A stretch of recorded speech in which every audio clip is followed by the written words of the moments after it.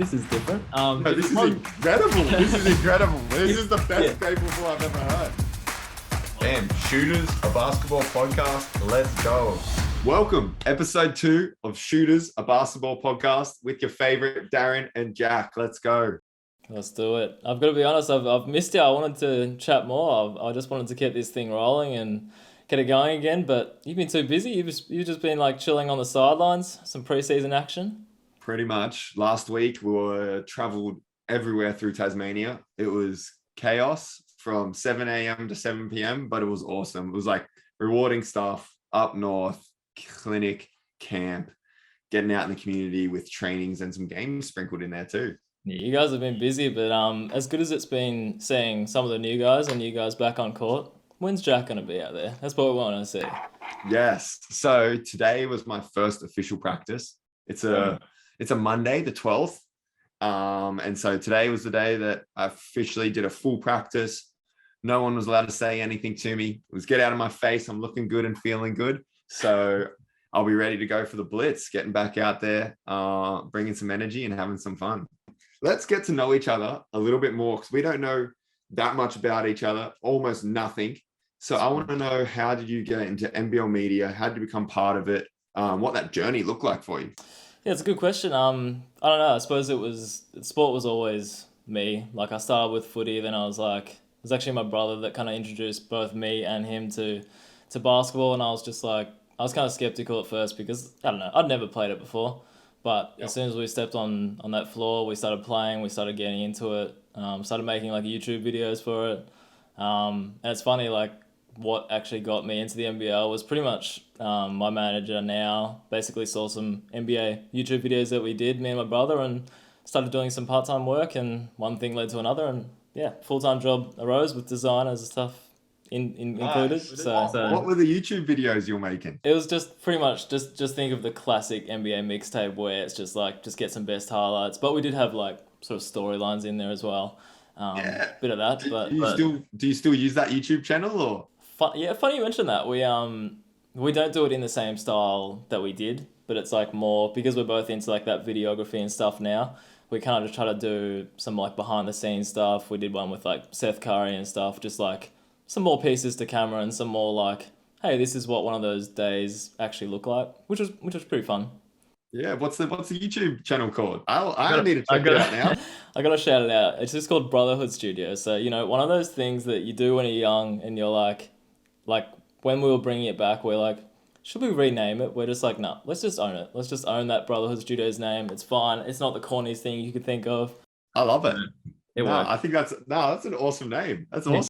Give it a Google and come back next week and tell me what you think. I don't know. We're gonna have to clip some highlights from that into this. That's your job. But we need some. This is where right now you're playing Brotherhood highlight. Boom.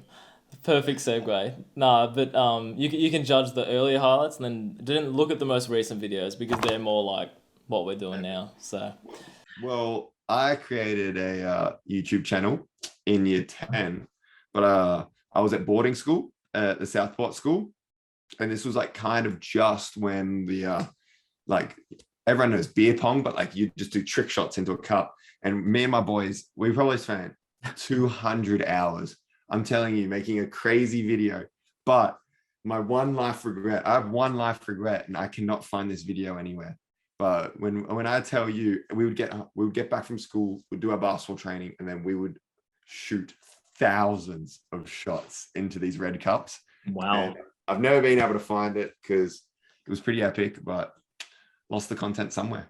Sounds like our homework, both of us. Just go back and look at each other's YouTube channels and just, tell each other what we think.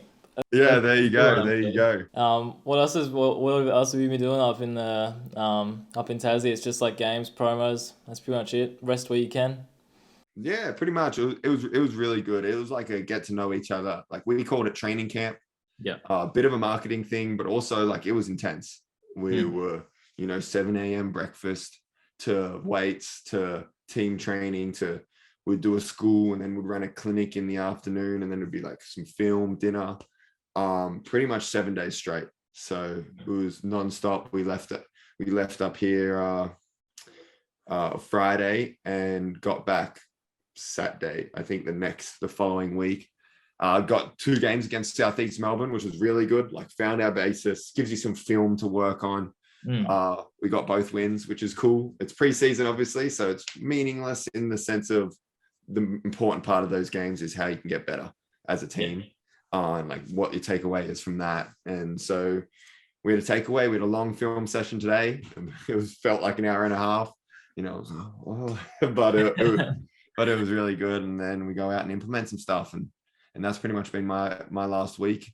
I've been rehabbing a lot, so a lot of time of external rotations, trying to get that shoulder strong, but it's been good. Gotta get it back. I was gonna say, not to mention just the first hit out against someone that's not your teammates. I'm sure you learn stuff from it. You take stuff from it, and you can intertwine the new guys into your team anyway. So yeah, I did watch some of those games, and good to get those 2 wins, even though it's just pre-season, but they still feel nice at the end of the day. Oh, it definitely feels nice. You just know you're on the right track. You're in a good place, and everyone's trying to win. We're competitive. Yeah. Did you learn anything about your new teammates from any of those hit-outs? Well, I'm sure you kind of knew what to expect by the end of it, but yeah. Rashad Kelly was really good, and so was Milton. But you never know how guys, especially new guys to the league, are going to handle the physicality. Yeah. It's one of the most physical leagues in the world. There's some strong dudes running around out there that, have been knowing and learning how to use that for years. And they handled it great. Rashad Kelly's active, bringing the energy, getting down the rim. And he had a great game. I was calling him MVP of the first game. He had a sneaky 20 points, I think, in like 19 minutes doing his thing. And then Milton was hitting some big shots. And it was good to get to know them off floor, stuff they like, get to know about Milton's family and where they're from and their upbringing, and building those relationships is probably the most important part of those camps. Yeah, I was going to say that, and just the Jack Jumpers culture that, Scott Roth loves to talk about. It sounds like it's all about the personalities, to be honest. Like that seems like what he's really buying for. But speaking of when you mentioned Milton Doyle's ability to hit big shots, I feel like he's one of those guys that he's just going to pop up at the right time or the right place, like towards the end of the game where he just needs to make something happen. Like, I don't know whether I'm reading that right, but he just feels like he has that certain, okay, I need to do something here, and he'll come up big. So that'll be fun to keep tabs on, I guess. No, it will be. It'll be fun to follow the Jack Jumpers, and particularly, any new guy in the league. It's always cool. Yeah, cool. Speaking of, I know you touched there on how you first got into the NBL. What how did you first? Do you have any memories of first? I don't know, any favorite players growing up, or anything that first pops into your mind when you think back to then? Yeah, for sure. So I was a Gold Coast kid. North Byron Bay, Cabarita Beach, but I was around when the Blaze was going. Yep. So I was heading there, hanging out with Joey Wright, working out with him when he was on the Gold Coast Blaze, watching Adrice DeLeon and Bubbles, and so they were kind of guys I followed. And then I was lucky enough to get recruited by him, and I want to be like a 6'8" Chris Goulding. Like the ability to make tough shots, have that little bit of swagger about them. And he's definitely someone growing up that I was definitely looking forward to playing. Someone I wanted to see if I could make some tough shots on or chase around some screens. And I'll remember the first time playing them. First game against Perth was one I'll definitely never forget, in getting a bucket and being pretty proud of myself. So there were some dudes that I was looking forward to playing against and having some fun with. It's funny looking back on those CG43 Gold Coast days. I remember when I first got into the NBL, there was you have a few memories of these players, and CG with his long hair is definitely one that was around at the time. But was that when was that James Harvey, Gold Coast as well? Yeah, that's sure another guy that kind of I kind of remember. There's a few others. Do you remember that Larry Abney from Townsville?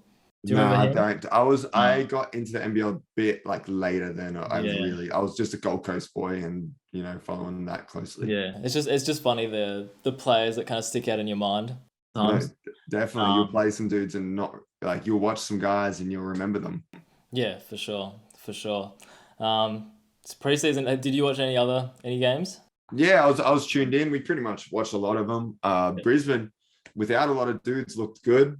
And they were playing well, and Tanner Krebs, shout out to him after the form from NBL 1, looks great, and he's one of my good friends. So he was out there doing his thing, and then I always got to tune in anytime Bryce Cotton plays, and playing my old team, Adelaide 36ers. And first shot to start the preseason was a nice little step back with the kick forward. And I was like, it's exciting for the NBL to be back.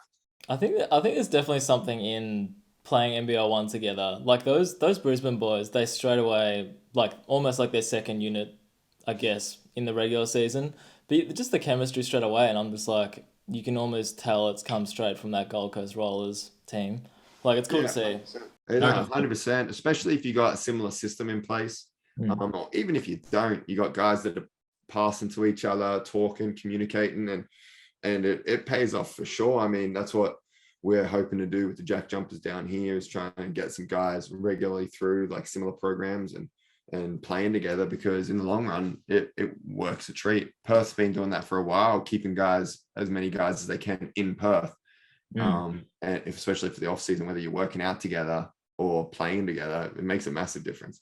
Yeah, I'll tell you, one of the other things, just quickly, we'll stop talking about basketball eventually, but just quickly, I tuned into an Illawarra game, and just seeing what Justin Robinson is like compared with Tyler Harvey, I swear you could almost convince me that they're the same sort of play, like just that lefty sort of combo guards. I know Tyler Harvey loves his floater, and then I tuned in and saw Robinson doing one as well. It's just going to be interesting seeing those guys work, considering they seem pretty damn similar. Yeah, no, definitely. I mean, qualities of imports in this league right now are crazy, and it's always going to be exciting to see them match up. Yeah, for sure. All right, let's move on. Let's rate or hate. You know how last week I had my little spiel about cold coffees. Yep, I couldn't relate because I'm not a coffee guy, but hit me. It's all right. I'm going to continue talking passionately about them because it does really grind my gears. Anyway, we had a little team meeting the other day, just a quick cafe coffee. Got served my flat white, and it was just like literally room temperature. And I kind of just like, it really puts me off it. It just straight away, I was like, no, this is not it. But anyway. Will you drink it? I drank it, but it's just like, as soon as I get it, I was just like, I have to drink this really quickly, because if you get to the end and it's almost cold, I'm just like, this is actually not like gross, but I just don't like it. But anyway. Really? Hit me with one of your rate or hate. I'm going to hit you off for the start. Subway. No, I definitely rate that. I feel like it's it's a win-win. Like, I could have it not like most days, but it's just an easy, simple solution. So yeah, definitely. Nice. How often do you eat Subway? I mean, if I had to say, probably like once every 3 weeks. It's not really. Yeah. It's not a cemented, food for me, but what about you? I like it. I would say I rate it if I eat it once a month. Yep, that's fair. Any more than that, I'll hate on it quickly. Like if we're like on the road and we get a Subway every week, no, boo, hate it. But yeah. What's your favorite restaurant to go to, or favorite takeaway? Something like that, food chain like that, just off the top. Right now, if it's like a major food chain, because my favorite would be Thai, like to order. But right now, Crust, the pizza. Interesting. I'm not a massive I obviously I like my pizza, but I'm not a massive pizza man. But if I had to choose one, Schnitz. Can't go past. I feel like for some reason people think Schnitz is bad sometimes. Listen. Me and my assistant coach, Jacob Chansey. Yeah. All we want to do, we're talking business moves. If someone's listening to this, get us involved. We want to build a Schnitz near our stadium in Tassie, because I'm telling you, there's none down here. It would go off. People would love it. That or Mad Max, one of the two. But we want Schnitz. We want Schnitz in Tasmania. Chuck a giant Schnitz logo on your Tassie jersey. Like, what's wrong? What's wrong with that? Now you're talking. See, this is the vision we're going for. Although, what is Mad Max? Is that what you said? I've never heard that's like it's a Mexican spot. Okay. Not bad. That's pretty good. Not bad. All right, I'll hit you with one. What's my first? 2 showers a day. What do you think of that?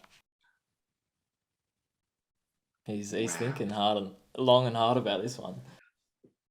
I hate it, man. I hate it. I'm a 1 shower. I'm clean. I'm good. I smell delicious. I'm hygienic. I need my 1 shower after practice and I'm good to go. But is that... So you don't shower in the morning? It's a more afternoon/night deal? After I'm done, after I know my workouts are done, or like the only time I'll have 2 showers is if I like have a huge break and I do like a nighttime workout. Yeah. Then I'll shower. But if I have a big chunk of a day, one shower, I'm good to go. Look, I was with you. I was with you until pretty much until I met my partner, and she made a very good point. Like I can't leave the house unless I have a shower, right? So Yep. I have a shower, and then she just made a very good point about, so you're more than happy to get home after, even if you're doing a day of nothing, like a day of whatever, you're still gonna get a bit of, I don't know, a bit of grime or a bit of something in your hair, and then you're more than happy to go into your clean bed every day with that throughout, like on you. So that was my turning point. I was just like, and from pretty much from then on, 2 showers a day for me. So, you know, And you need the morning shower because I don't shower in the mornings. yeah. I just don't feel ready for the public or the day or anything like that. So yeah, I just want to feel refreshed as I leave and refreshed as I end the day. Nice. Real That's a good poetic, one. real poetic spin on it. Yeah, that's good. People are going to be calling me unhygienic in the comments now, but I promise you, showers are good. You're a water saver. It's fine. Exactly. Time, efficiency. Exactly. Do what you do. I got one for you then. Saunas. Funny you mentioned that actually. We went to the hot springs the other week, Yep. about 2 weeks ago, and straight away I was just like, so I went with my partner Jess's friends, and she warned me of it because she knew I wouldn't be a big fan. So we basically went to the sauna. I lasted, I'm gonna say like a minute. Like that's all I could do. Like I was just, it's just uncomfortable to me. I don't know what it is. You just feel like you can't breathe. You kind of start convincing yourself you're gonna faint. That's just me. So I just stepped out, went back into the normal hot springs, something a bit cooler and something where I could breathe. Which Wow. So you Yes. give it a strong hate it. I feel like you have to be a certain type. Maybe not. Yeah, I understand it to a point, but if you're like me, I just can't do it. Yep. No, Can't I do feel it. you. I like it. I like it. Are you a sauna man? I would have to say strong rate it. Wow. Only reason I haven't done much of it in my life, but the health benefits apparently are crazy. I've been reading about it recently, like in terms of like 20 minutes a week is good enough to like increase. I don't want to throw out some crazy things because I'm not that expert on it, but I'm trying to find I'm trying to find a sauna place and get around it once a week. So I'm currently on the hunt for a I was about sauna to- place. I've hit them here and there, but now I'm trying to do 20 minutes a week of sauna work. I was about to ask what it even does for you. So, but it's all right. It doesn't. Yeah, I can't give you the science of that today. I'll have to give us a recap. I'll give you next week. I'll give you a 2-minute speech on saunas. Done. I'll hold you to that, and it'll be thrilling the whole 2 minutes of it. Yeah, it's Um, good. I'm gonna stick with your social media one from last week. You hit me with TikTok. I don't know if you heard of this, but the Be Real app. Do you know that one? What do you think? Great question. Thank you. I have Be Real. Has it made you more real, so to speak? I would say at the start I rated it, but now I hate it. Boo. Because I was gonna. So for people that don't know, what is it? It's just like everyone. Okay, you go. I don't actually have it, so you're gonna know more So than me. Be Real. Pretty much, you have your friends. No one can see your account and you can't see anyone else's unless you guys are friends. And then once a day, it'll hit you with a notification. Yep. And you're meant to take a photo, and it uses your back camera and your front camera at the same time to take a photo. Yep. And then you can't see anyone else's photos until you upload one. And then it'll tell you like if your photo was late, like because sometimes you're gonna be like an hour or two late, or maybe 9 hours late. And then yeah, and pretty much that's it. And then you can scroll through and just see people's photos. And then you can like, if you want to like it, you have to take a photo of yourself. That's how you like it. So you like take it, like that's you reacting to it. See, I don't know. I just think it's one of those things that I've had a few people say to me like, get it, yeah, it's fun, whatever. But I just feel like the novelty will wear off once you take like 3 of them. Like if you do 3 of them or something, and you're like, okay, what is the point of this? But you know, each to their own. Well, I was interested in it at first because my little brother, Lloyd, who's 18, jumped on it. And I've always promised myself I wouldn't be one of those old heads that be hating on new things. Like, I don't want to be the dude that was using MySpace when people were using Facebook and hating on Facebook. And then I don't want to be the old heads now that use Facebook and hate it on Instagram. Right. And so I was like, I'll give it a go. Let's go. Let's have a crack. And I used it for like probably 2 weeks. And then I was like, what got me off it was the fact that people couldn't follow me, Mm. and like I had to be friends with them. Yeah. So I was like, it got to a point where I had like 7 people, and I was like, I don't really want to be seeing these other people's stuff.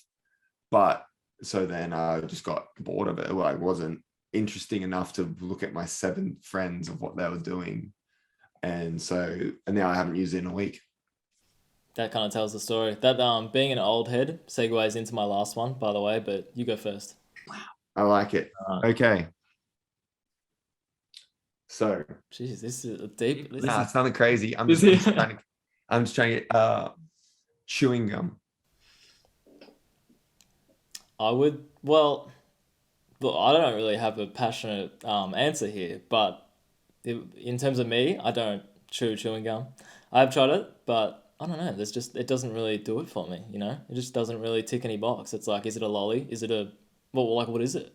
I think you're describing your answer. I need to hear it though. Yeah. Well, it's my answer is I don't dabble in it, but No, I know. that's not what this segment is called. it's true actually. So you're making me choose one. I have to choose 100%. one. Okay, I'm gonna say rate it just because I know some people. I know a real like 360 there or 180 or whatever. Yeah, I'm shocked. I'm shocked at what just occurred. It was more the fact that I have to respect other people's choices, and I know that there's like people that I feel like are almost like religious to it, like everyday thing. I don't know, wake up and chew some chewing gum all day. I don't know, but yeah, that's my thoughts. I hate it. Wow. You're making me look like the villain in this podcast. It does hurt my jaw every time I've tried. I'm just like, just chuck it out. It doesn't last that long. Why do you hate Just it? think, one, what service does it provide? Mm. Different, you know what? A little bit of nicotine gum. If it's helping someone stop smoking, rate it. If it has a purpose. But gum, just eat something. It Or is- stop tricking your body not. And then secondly, it always is left somewhere. And I get it. I get it. Not everyone leaves it somewhere, but a lot of people do. And that's disgusting. What do you reckon is the purpose like fresh breath, taste? Like, what do you reckon? This is getting really deep about it, but what is the purpose behind chewing gum? I don't know. Next week, you have a 2-minute speech to hit me with the purpose of why it was invented, who invented it. I need the backstory of chewing gum. You know how we've said when we started this podcast, we're going to get some like quick interviews on. Like, Yep. You just got to find like a passionate chewing gum chewer and be like, why the hell do you eat? Like, I don't even know, is this eat it? No, chew Yeah. it. Wow, there you go. Giving the viewers what they want. Don't be surprised when we get an interview next week, our first interview, a passionate chewing gum chewer. That can only be like a very quick one. Anyway, my last one, I did say it feeds or it segues into sort of being older. Now, you're 26, right? Yep. I did some research. Do you classify yourself as a millennial or Gen Z? Because my research tells me you were born in 96.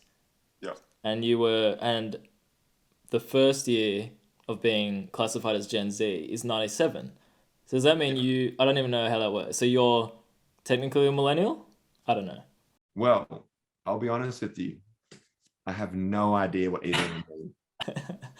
Okay. So I get people like kind of like, but to be honest, I've never even thought about it for a second. The one thing I would say, and this could probably help my argument if you want to put me into a side, is I do consider myself a 90s baby because I had an older brother. So even though I can't remember the 90s, all my clothes, all my toys, the TV I watched, my DVD and tape recorders were all from my older brother. So that was what I consumed when I can remember growing up. I didn't get my own stuff. I got hand-me-down stuff. So like the games I have when when they'll put up like, you'll remember this if you're like a 90s kid. Yeah. I remember all of them. And that was so I do consider myself a 90s kid. So I'm guessing probably the older one. Just for my purpose, do you have any idea where I'm going with this, rate or hate? Has anything popped into your mind? Yo-yos? No. Okay. Skinny jeans. I'll elaborate after you answer. This is good. Thank you. I've done well here. Well, I would prefer skinny jeans over like super baggy, super baggy jeans. Mm. But you're gonna make me do it. All three today, I'm gonna say hate it. Wow. Real Because- negative. This is very unlucky from what I know about you. You're a very positive man. I know, because I just don't want nothing worse than trying to put like a phone and a wallet in my pocket and like it's poking out, and then you can struggle to sit down. So I got to say comfort for me. So boo. So you don't wear skinny jeans? It doesn't have to be like super tight. It doesn't have to be like wrapped around your leg tight. It's just more Either the loose ones or a bit tight. No, I think I do. See, the problem is I lean towards the skinnier side, Yeah. but they're That's not what I thought. like tight. Yeah, because so the reason I say this is a few different podcasts and a few different people have alluded me to the fact that apparently they are uncool now. Like if you wear skinny jeans, it's apparently gone the other way again, and it's gone back to the normal like baggy straight jeans, which kind of threw me, which I didn't expect. Well, interesting, because Matt Kenyon, Yes, swaggy dude. is it okay? Oh yes, dresses beautifully. Like the other day, the boys saw him at Woolies at 7:30 on a Tuesday night, and he looked good. Look good. You know, and like not a lot of people can say that.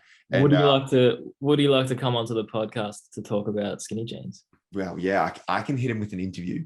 No, actually, does he wear like what does he wear then? Is that where you're Yeah, going? so that's where I was going with it. I was going to say he now recently has been wearing he never wears jeans for one, but he always wears like these pants that are like just straight down, leave some ankle breathing, and they don't taper in, like they're just loose pants. And then I wouldn't call them baggy, but they just hang, and they look cool every time he wears them. Like, there's some cool pants. Okay, as long as you wear these things with confidence, I feel like that's all that matters these days. Yeah, 100%. What? So do you wear skinny jeans? Well, I think I'm similar to you. Like, they're not super skinny, but if I had to explain which side I lead to, yeah, they're the skinny side.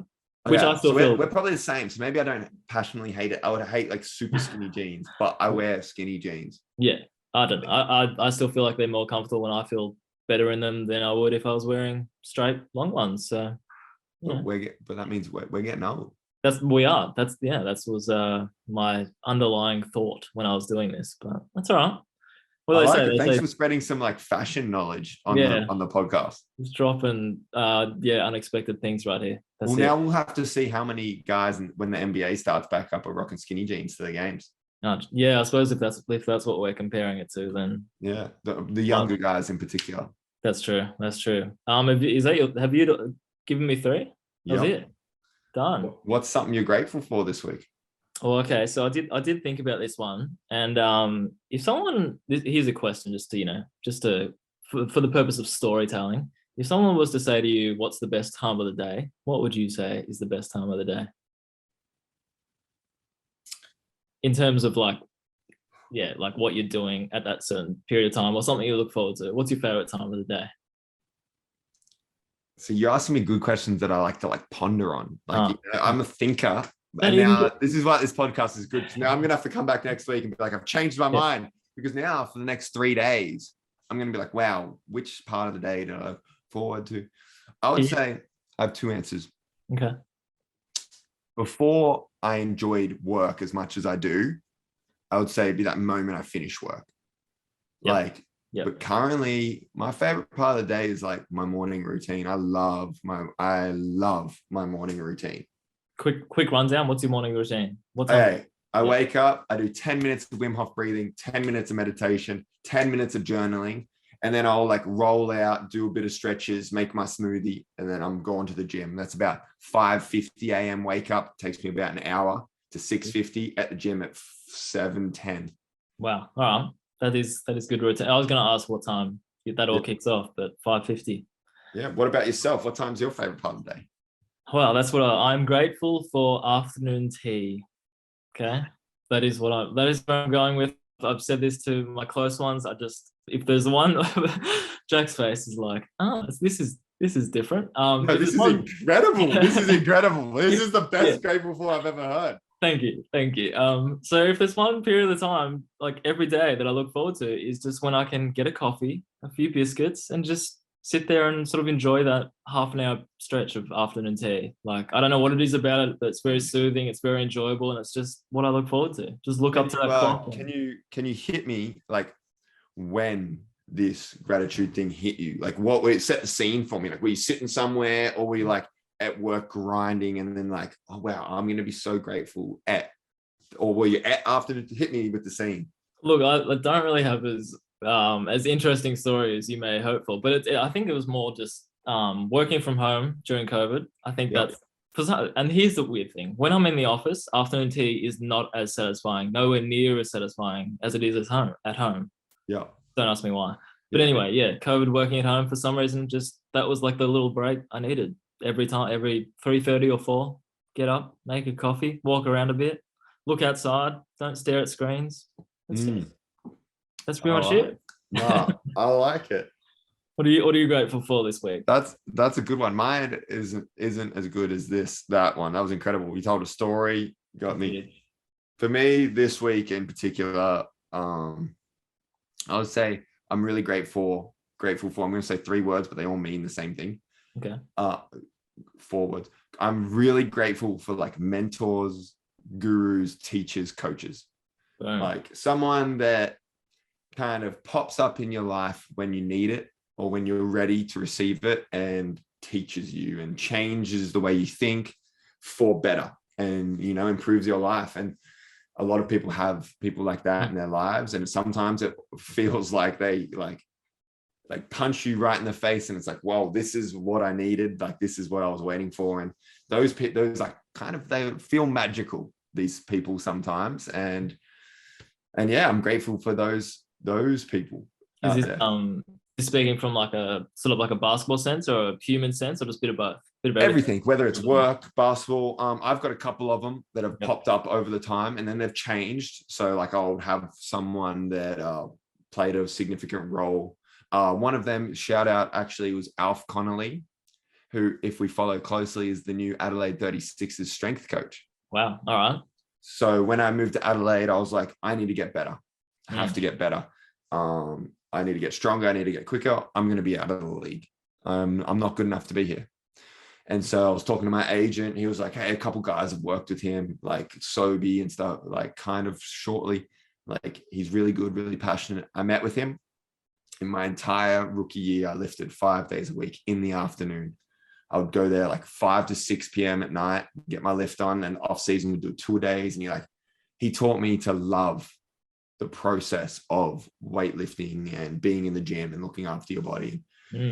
Just shout out to him. I've had many more along the journey, and like Jacob Chance, I feel like it's one of those people currently where the moment I met him, I was like, oh, wow, like this dude gets it, and I learn. And anyway, those people I'm very grateful for. No, that's a good one. Here I am shouting out afternoon tea and you're talking about proper things, but that's what this segment's all about. That's exactly what this segment's about. It's a good point, because like sometimes it can be like massive changes, and sometimes it can be like really small things that you just like, this is a very good addition to my life, or this is a very good whatever. Well, I challenge anyone listening then to go get afternoon tea with one of their mentors. this is what we're trying. Yeah, that's our summary from this episode. That's all you need to do. Just enjoy afternoon tea with your mentor, and you live in life. 100%. What's coming up for you in the following week? Pretty much just the Blitz for me. Just sort of counting down, heading up there on Saturday for myself. What time are you? We could be getting it in person. We were discussing this. If you guys are lucky, in person pod or in person, I don't know, whatever. We're just gonna. I mean, just for the sake of us catching up anyway. I feel like we've never spoken in real life, so there you go. 100%. Well, hopefully we'll be at the Blitz next week. Hopefully you guys get an update from the Blitz. Right now, that's the plan. And thank you for tuning in with both of us, listening to Shooters, a basketball podcast. Yeah, that's it. Thanks for following along, and we're having fun doing it. Until next week. Till next week.